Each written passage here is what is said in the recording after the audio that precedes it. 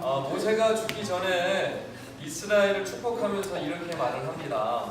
이스라엘이여 너는 행복한 사람이로다 이렇게 하는데 우리 다 같이 한번 서로 인사 한번 하겠습니다. 당신은 행복합니다. 당신은 행복합니다. 당신 때문에 행복합니다. 당신 때문에 행복합니다. 네, 우리 자녀들을 안아주시면서 사랑합니다. 사랑해요. 엄마 아빠 사랑해요. 인사하겠습니다. 네,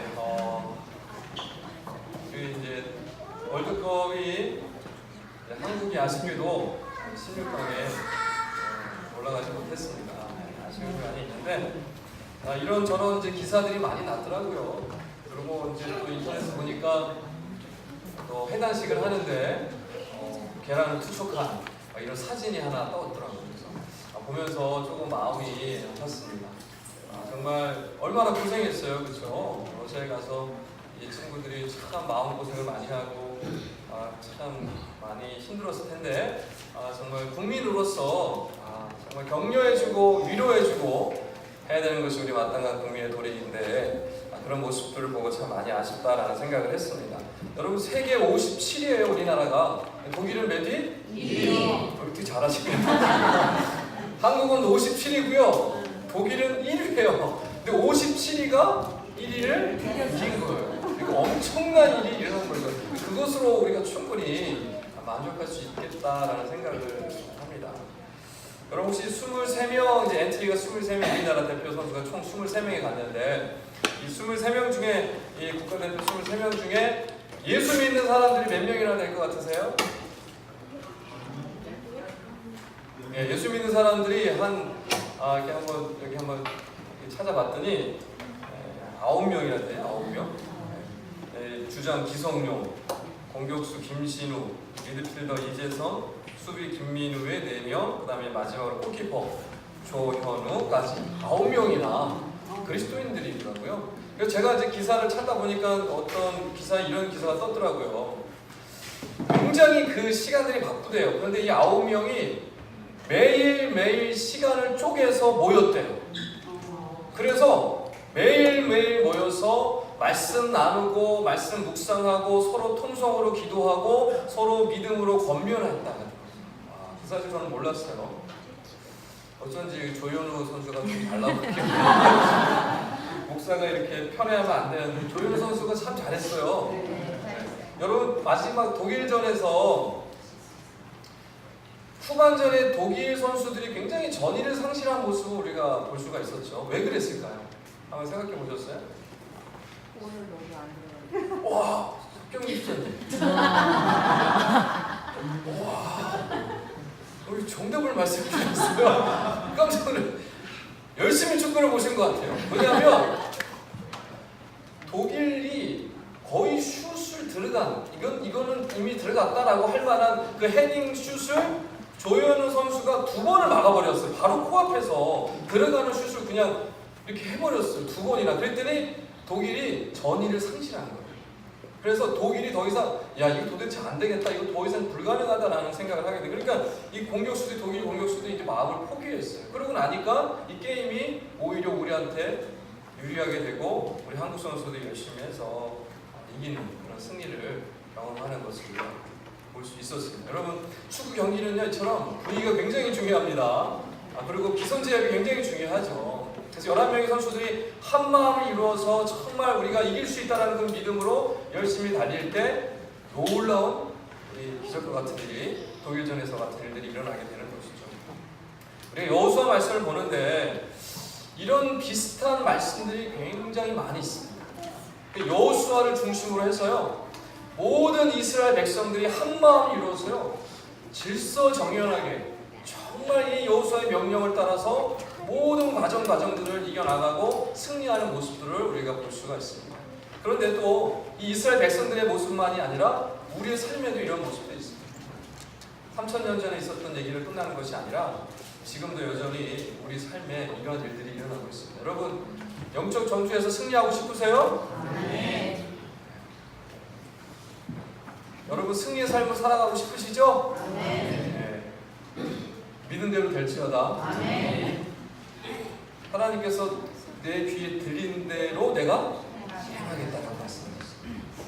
하나님께서요, 너희가 무슨 말을 하든지 내 귀에 들린 대로 너희 말의 열매를 내가 창조하겠다고 말씀하셨고, 내 귀에 들린 대로 그대로 행한다고 말씀을 하셨습니다. 그래서 여러분, 주님 안에서 우리가 날마다 승리하는 삶을 살기를 위해서 여러분이 늘 사모하는 마음으로 나가셔야 하고요, 늘 입술로 그런 고백들을 하셔야 하는 것입니다. 우리 좌우에 앉아 계신 분들을 향하여서 승리하며 살아갑시다. 승리하며 살아갑시다. 승리하며 살아갑시다. 지난주에 우리 이제 여호수아와 이스라엘 백성들이 시딤을 떠나서 요단강에 이르렀던 것을 우리가 말씀을 나눴는데, 그곳에 도착해서 바로 요단강을 건너지 않았습니다. 그들은 기다렸습니다. 하나님의 때를 기다렸죠. 사흘이나 기다렸습니다. 그래서 이스라엘이 여호수아를 통해서 받은 말씀은 뭐냐면, 언약궤를 맨 제사장이 일어나서 걸어가거든 그들을 뒤따르라 라고 얘기합니다. 오늘 말씀은 이제 그 요단강에 이르러서 어떻게 그 요단강을 건너게 되는지에 대한 말씀을 주고 계신데, 우리 다 같이 한번 3장 8절 말씀을 한번 같이 한번 읽어보도록 하겠습니다. 3장 8절입니다. 너는 시작.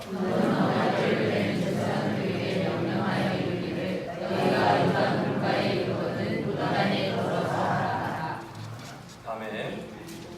하나님께서 여호수아를 통해서 언약궤를 맨 그 제사장들에게 명령을 하십니다. 요단 강가에 이르거든 어떻게 하라는 것이에요? 요단 강에 이르는 다음에 어떻게 하래요? 중요한 거예요. 요단 강에 이르러서 어떻게 하래요? 들어서라. 지난주에 우리가 이미 언약궤에 대한 이야기를 잠시 나눴는데, 언약궤에는 중요한 두 가지 의미가 있다고 했죠. 첫 번째는 하나님의 임재의 상징이라고 했어요. 하나님의 임하심의 상징. 그리고 두 번째는 무엇입니까? 이스라엘의 죄악됨의 증거라고 했습니다. 그 법궤 안에 뭐가 들어있어요? 세 가지가 아론의 쌍난 지팡이, 만나 항아리, 십계의 돌판.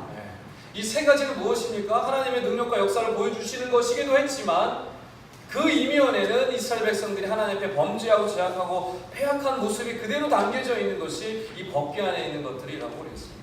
그래서 이스라엘 백성들이 1년에 한 번씩 반드시 지켜야 됐던 것이 뭐냐면, 제사장이요 1년에 한 번씩 지성소로 들어가서 제물로 드렸던 어린 양의 피를 가져다가 이 언약궤 위에 쏟아 부어야만 했어요.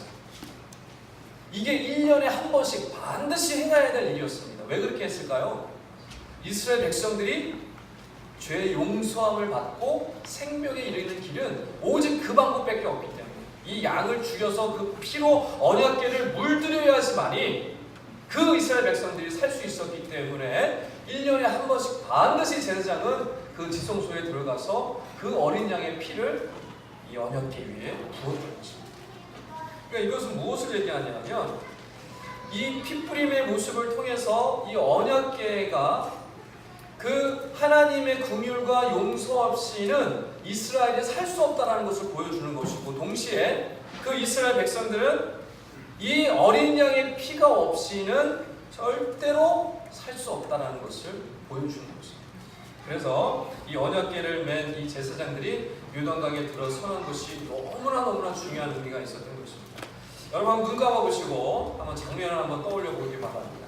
눈 감아보세요. 다 같이 눈을 감아보시고, 요단강 앞에 딱 들어섰어요. 요단강 앞에 강물이 잔잔히 흐르고 있습니다. 그런데 그 제사장들이 그 언약궤를 메고 있죠. 근데 그 언약궤는 무슨 언약궤냐면, 이스라엘이 죄 용서받고 생명에 이르게 되고 구원받게 하는 그런 놀라운 언약궤인 것입니다. 그런데 그 언약궤는 그 어린 양의 피가 물들어져 있는, 그 어린 양의 피로 이스라엘 백성들이 살 수 있었던 그 어린 양의 피와 죽음이 깃들여진 그런 언약궤입니다. 자, 이제 눈을 뜨시고, 요단강가에 있는 그 모습을 여러분 기억을 잘 하시고 그림을 그리시고, 그 다음에 이제 어디로 가냐면 신약으로 가보도록 하겠습니다. 신약으로 다시 한번 눈을 감으세요. 자, 눈을 감으시고 그림을 또 그려보시기 바랍니다. 지금 어디냐면 세례 요한이 세례 주고 있는 곳이에요. 세례 요한이 세례를 주고 있는데 저 멀리서 예수 그리스도가 다가오는 것을 봅니다. 그러면서 세례 요한이 뭐라고 그러냐면, 보라 세상 죄를 지고 가는 하나님의 어린 양이로다. 그런 후에 예수님이 세례 요한에게 세례를 받습니다. 그 장면을 머릿속에 기억해 놓으시고, 자, 눈 뜨세요. 눈 뜨세요. 졸지 마시고 눈 감으라 이렇게 조심히 어떻게 눈 뜨시고. 자, 예수님이 세례를 받으러 어디로 들어가셨죠? 요단강으로 들어갔습니다. 자, 아까 요단강에 이르렀던 제사장이 메고 있던 언약궤, 그리고 이제 신약시대에 와서 세례를 받으려고 요단강으로 들어가는 예수님의 모습. 여러분 어때요? 이 그림이 어때요? 겹쳐지십니까? 그림이 좀 이렇게 맞아 들어가십니까? 그렇죠. 너무나 닮았습니다. 그 어린 양의 피가 흥건히 늘 적셔져 있었던 그 언약궤, 그 언약궤가 드디어 요단강 앞으로 들어가서 요단강으로 들어가는 그 장면이나 예수님을 세례 요한이 뭐라고 했다고요? 보라 세상 죄를 짊어지고 가는 하나님의 어린 양이로다. 그 어린 양, 그 예수가요 요단강으로 들어갑니다. 너무나 닮아있는 모습. 이 두 그림이 너무너무 똑같아요. 사실 예수 그리스도께서 그 요단강으로 들어가시는, 그 세례받으러 들어가시는 것은 이 언약궤가 그 요단강으로 들어가는 것에 또 다른 연출의 모습입니다. 하나님은 엄청난 멋진 영화 감독과도 같은 분이에요. 그곳에 놀라운 하나님의 비밀이 숨겨져 있고 연출을 통하여서 우리로 하여금 깨닫게 해주시는 것이죠. 자, 예수님이 세례를 받으러 요단강으로 들어갔다는 것은 뭐냐면, 세례는 무슨 의미가 있습니까? 죄 용서함, 옛사람이 죽고 새사람이 살아나는, 생명으로 나는, 죽음이 있지만 그곳에 생명이 있는 그런 놀라운 역사가 바로 세례 아닙니까? 그런데 언약궤에는 무슨 의미가 있습니까? 마찬가지예요. 그곳에 어린 양의 피가 뿌려져서 어린 양의 죽음이 깃들이는 그곳에 그 언약궤를 바라보고 그 언약궤 때문에 이스라엘 백성들은 살 수가 있었던 것이죠. 그 언약궤가 이 요단강으로 들어서고 있는 것입니다. 그러니까 이스라엘 백성들은 그 언약궤를 통하여서 생명으로 구원받고 구원으로 놀라운 하나님의 역사하심을 맛볼 뿐만 아니라 이제는 그 요단강을 건너 새 땅으로, 약속의 땅으로 들어가는 그런 인내들을 맡게 되는 것이죠. 여러분, 이와 마찬가지로 이 어린 양의 피가 묻었던 언약궤가 요단강으로 들어가서 이 이스라엘 백성들이 살 수 있었던 것과 같이 저와 여러분도 예수 그리스도를 바라봄으로 생명에 이르고 구원에 이르고 죄 용서함에 이룰 수 있는지 여러분 믿으시기 바랍니다. 오직 예수를 통해서만 가능합니다. 그렇기 때문에 여러분, 우리는 날마다 이 예수를 바라봐야 하는 것이죠. 그래서 이 예수 그리스도의 보혈을 우리가 날마다 의지하고 그 보혈을 붙들고 나아갈 때 우리는 용서함을 받을 수 있는 것이고 생명에 이를 수 있는 것이고 구원에 이를 수 있는 것입니다. 바로 우리는 그 예수 그리스도를 바라보면서 그 예수 그리스도의 희생을 늘 기억하면서 주님 의지하고 나아가셔서 놀라운 하나님의 역사하시고 그 영생의 놀라운 복들을 받아 누리시는 저와 여러분 다 되시기를 주님을 축원합니다.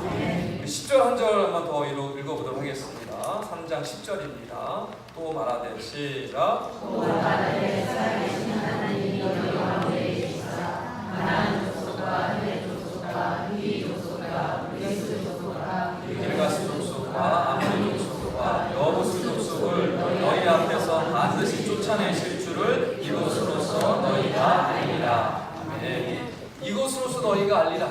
이것으로서 너희가 알리라는 것은 뭐냐면, 이것이라는 것은 뭐냐면 그 언약궤가 요단강으로 들어가는 것, 그것으로서 알게 된다는 거예요. 그건 뭐냐면 이스라엘 백성들이 그 언약궤가 요단강으로 들어감을 통해서 요단강을 건널 뿐만 아니라 그 가나안 족속들, 가나안 땅에 있는 7 족속들까지도 하나님께서 쫓아내 주실 것을 알도록 하여라라는 거예요. 그러니까 요단강에 언약궤가 들어서는 것은 두 가지 중요한 의미가 있다는 것입니다.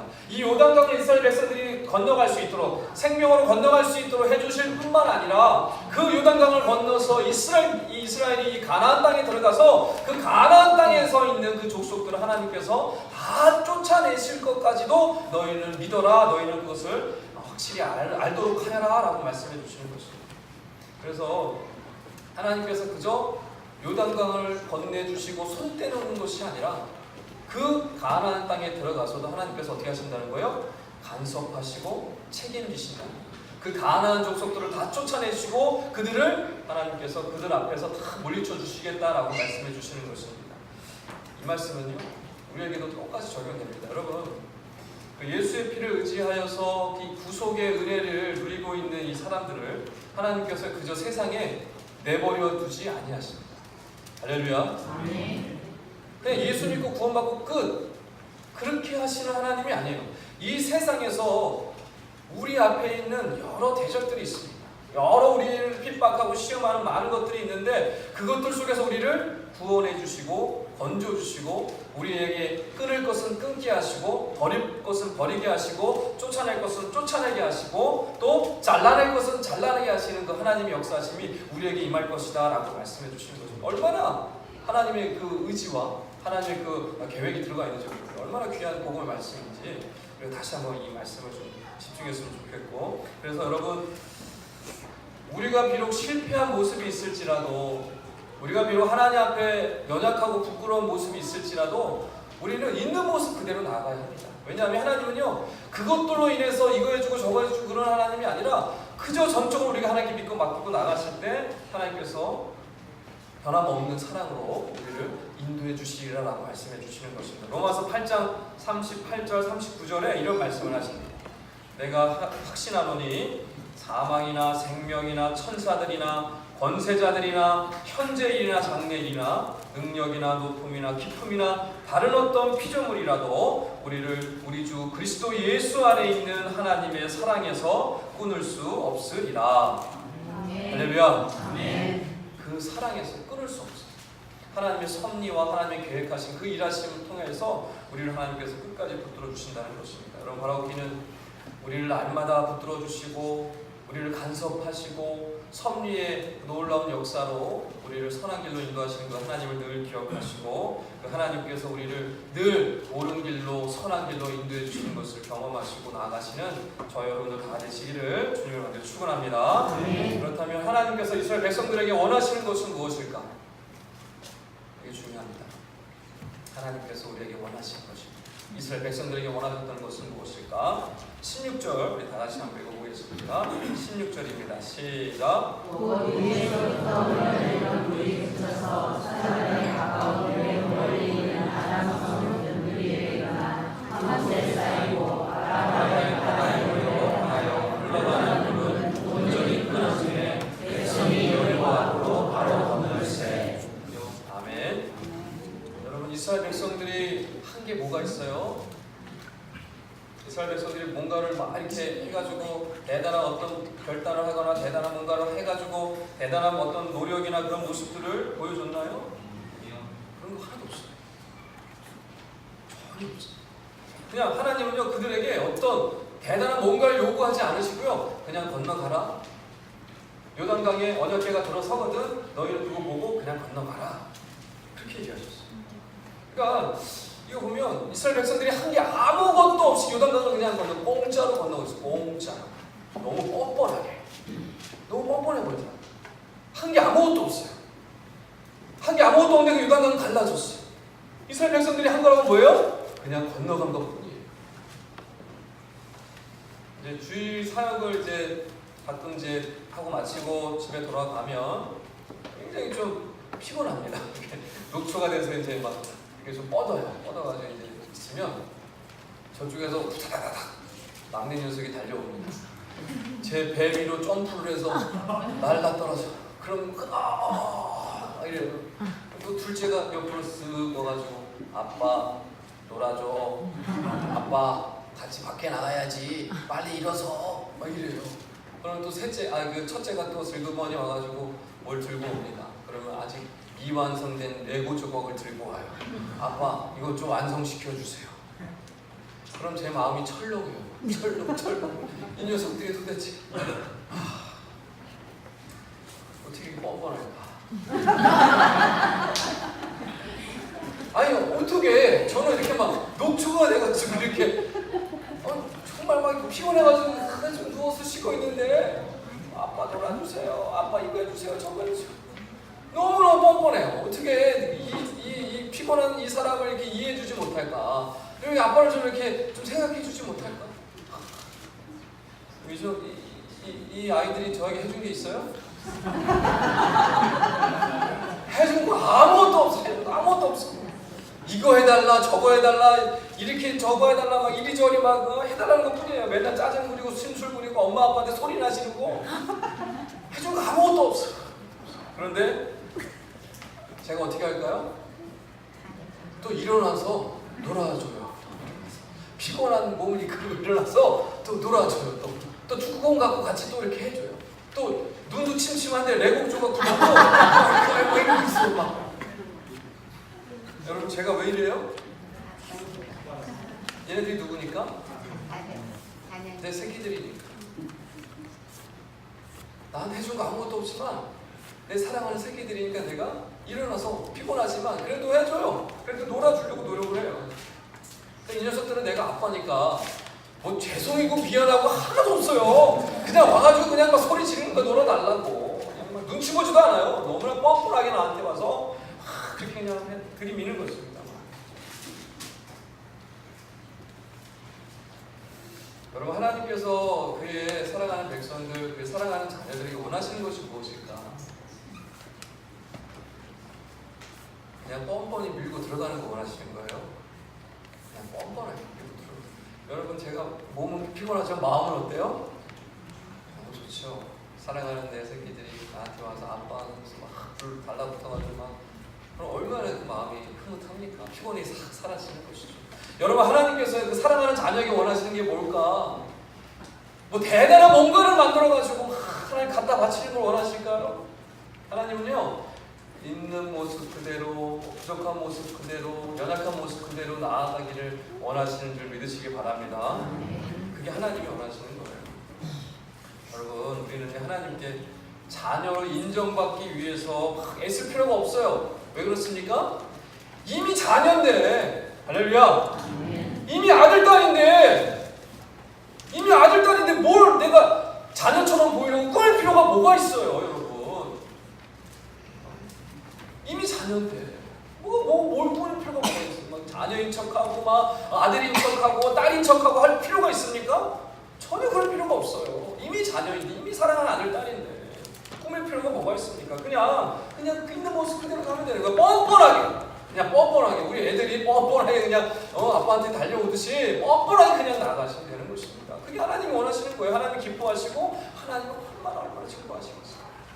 여러분 바라보기는 하나님 아버지의 자녀답게 정말 뻔뻔하지만 담대하게 있는 모습 그대로 날마다 하나님 아버지께로 나가시는 저와 여러분 다 되시기를 주님의 이름으로 간절히 축원합니다. 요단강을 이제 건너는 이스라엘에게 하나님께서 원하시는 것이 또 한 가지 있었습니다. 그저 그대로 하나님 말씀에 순종하여 하나님께 나아가는 것뿐만 아니라 중요한 또 두 번째는 뭐냐면 17절인데요. 다 같이 한번 읽어보겠습니다. 17절입니다. 여호와의 시작. 여호와의 여자들을 맺은 사람들은 요단 가운데 마른 땅에 굳게 섰고 그 모든 백성이 요단을 건너기를 마칠 때까지 모든 이스라엘은 그 마른 땅으로 건너갔더라. 아멘. 두 번째 하나님께서 원하시는 것은 어서 들어와. 방황하지 말고 어서 들어와. 저기 자리 좀 마련해 주세요. 어서 들어와. 하나님께서 두 번째 이스라엘 백성들에게 원하셨던 것은 뭐냐면요, 오직 언약궤만 바라보라는 것이었습니다. 뭘 바라보라고요?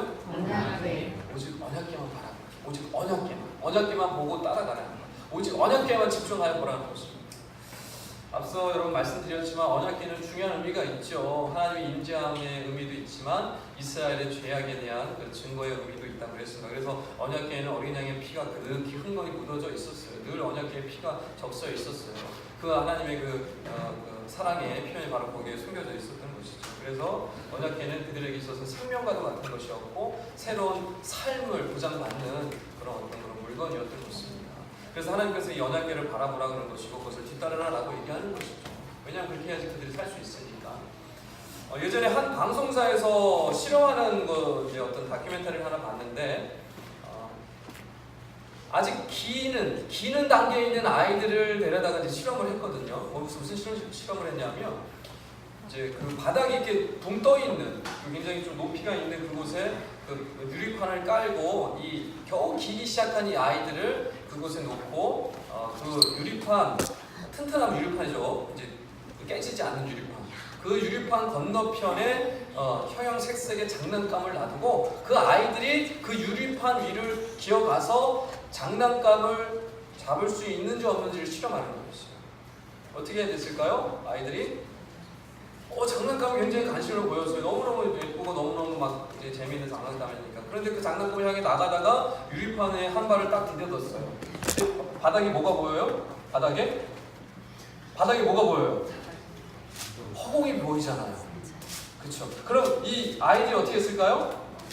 주저주저 하다가 가지 못하는 거예요. 저기 재미있는 아주 그냥 이렇게 만지고 싶은 장난감이 있음에도 불구하고 그 유리판을 건너가지 못하는 거 주저주저 하는 거예요.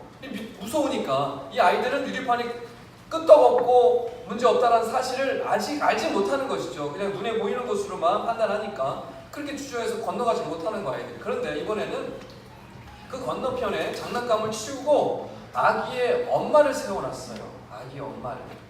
그리고 똑같은 상황에서 이제 다시 실험을 합니다. 그러면서 아기의 엄마에게 이제 얘기를 하는 것이죠. 아이를 좀 불러보라고. 그래서 유리판의 건너편에 엄마는 서 있고 아이는 이렇게 앉아있고 똑같이 엄마가 나타났어요. 엄마를 보자마자 애기가 막 웃기 시작하죠. 엄마는 막 이렇게 막 하죠. 솔직발짓 막 이렇게 합니다. 아기를 불러요. 아기를 부르니까 아기가 어떻게 할까요? 반응을 하죠. 아기가 반응을 해서 아기가 그 유리판을 어떻게 할까요? 처음에는요 주저주저 해요. 바닥에 뭐가 보여요? 막 허공이 보이니까 주저주저 하는데 엄마가 막 불러요. 아기를 막 준서야, 지유야 막 불러요. 그러니까 이 아이가 어떻게 할까요? 엄마를 딱 보고 해맑게 웃으면서 막 기어가요.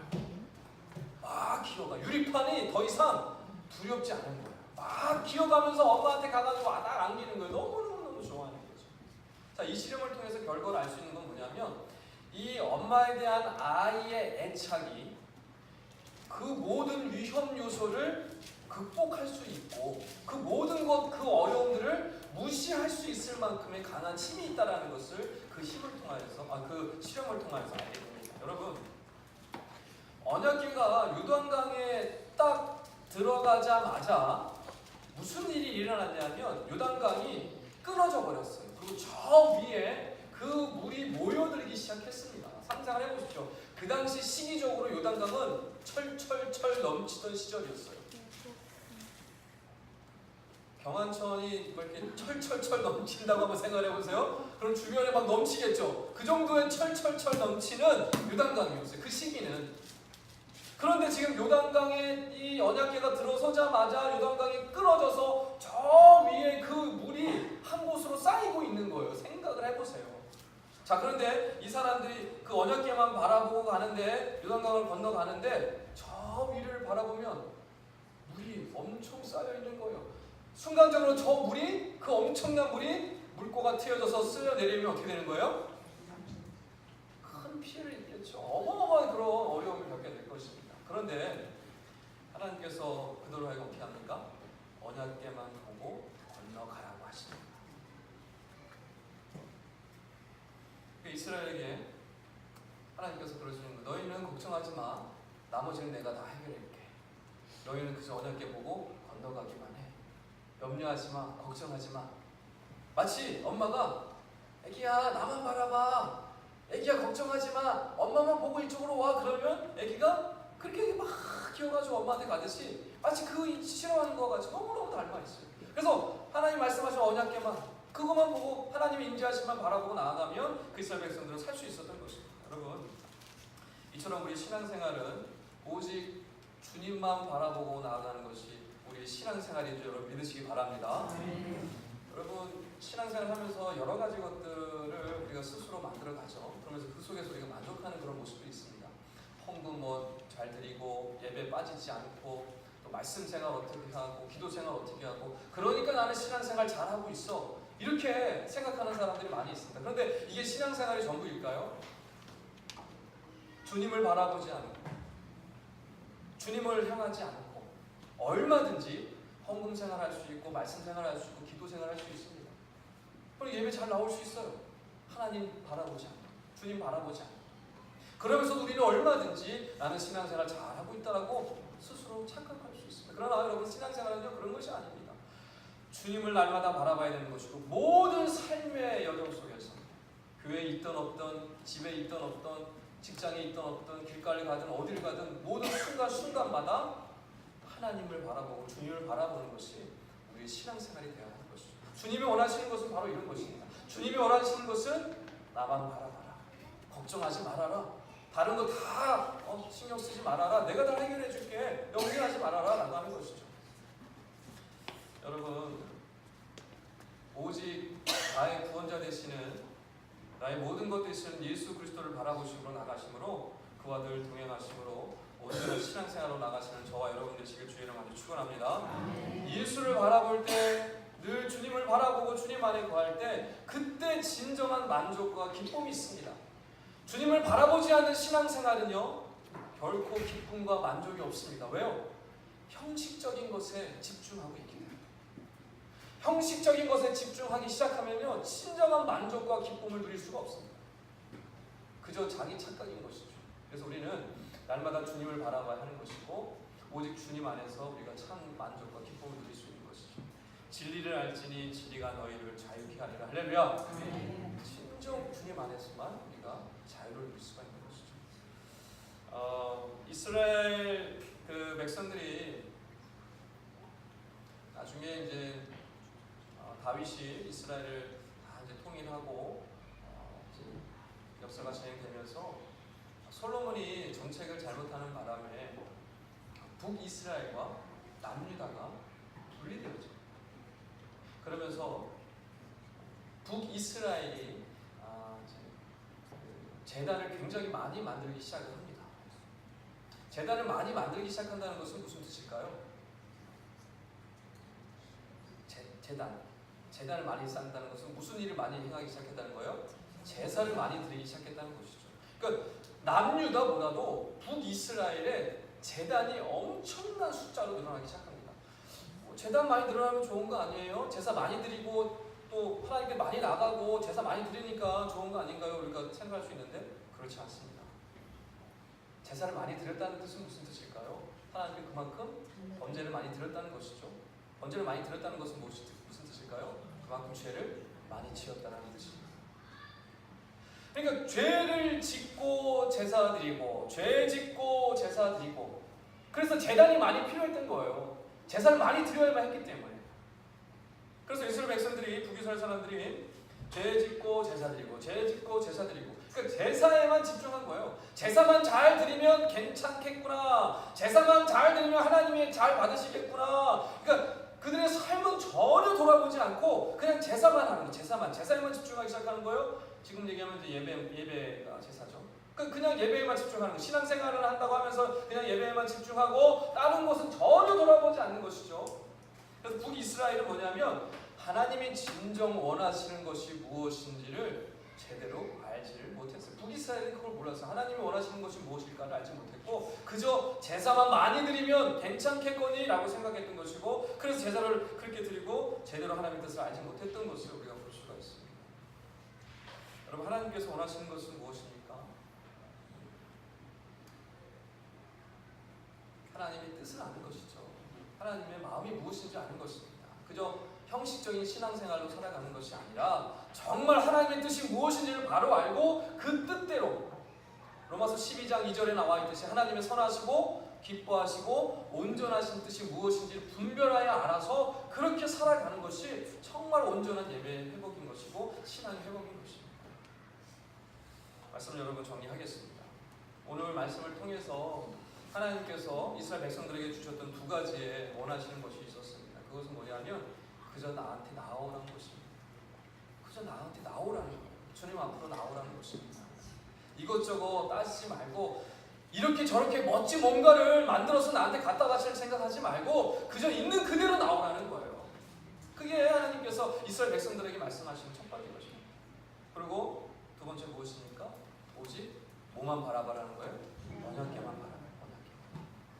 너희들의 생명이 여기 있으니까 다른 거 바라보지 말고 언약궤만 것입니다. 그러면 나머지 내가 다 해결해 줄 것이다 라고 말씀해 주시는 것이죠. 여러분 지금 우리에게도 마찬가지입니다. 하나님께서 우리에게 원하시는 건 딱 두 가지예요. 하나님을 아버지로 알고 아들, 딸로서 뻔뻔하게 하나님께 나오라는 것입니다. 할렐루야. 여러분 하나님께 뻔뻔한 마음으로 나갔어요. 있는 모습 그대로 나갔어요. 이것저것 다 만들어가지고 이것저것 다 갖춰가지고 멋진 모습으로 멋진 막 아들, 딸로 돼가지고 하나님께 나가려고 하지 마십시오. 하나님은요 그걸 원하지 않습니다. 그냥 있는 모습 그대로 나가길 원하시죠. 하나님 기뻐 받으시는 것은 바로 그 있는 모습 그대로, 연약한 모습 그대로 나아가는 것, 그것이 정말 하나님이 원하시는 것입니다. 그런 모습으로 나가시는 저와 여러분 되실 주의를 먼저 축원합니다. 두 번째 하나님께서 원하시는 건 무엇입니까? 오직 언약궤를 바라보듯이 오직 예수 그리스도를 바라보시는 것입니다. 예수의 보혈로 우리가 구속을 받았고 죄 용서를 받았고 생명의 길을 허락받았습니다. 여러분 오직 주님만 바라보시며 주님만 집중하며 나가시는 저와 여러분 되시길 주의를 먼저 축원합니다. 여러분 하나님 원하시는 거 대단한 거 아닙니다. 어려운 거 아닙니다. 정말 주님을 바라보고 또 주님께로 나아가는 것입니다. 아버지 품으로 나가는 것이고 내 모든 것 되시는 주님만 바라보며 나가는 것입니다. 여러분 바라보기는 이제부터 늘 정말 뻔뻔하지만 담대한 마음으로 아버지 하나님께 있는 모습 그대로 나가시고 또 우리의 모든 것 되시는 생명 되시는 예수 그리스도께 늘 나가시고 주님만을 바라보시고 나가 하나님의 놀라운 인도하심을 경험하시고 여러분 앞에 놓여진 그런 어려운 문제들, 요단강 같은 그런 여러 가지 고통과 시험과 험난한 그 모든 것들을 이겨나가시고 하나님의 함께 하시는 부어주시는 놀라운 복락들을 받아들이시는 우리 꿈있는 게 모든 성도님 받으시기를 주님의 은혜 축원합니다. 기도하겠습니다. 하나님 아버지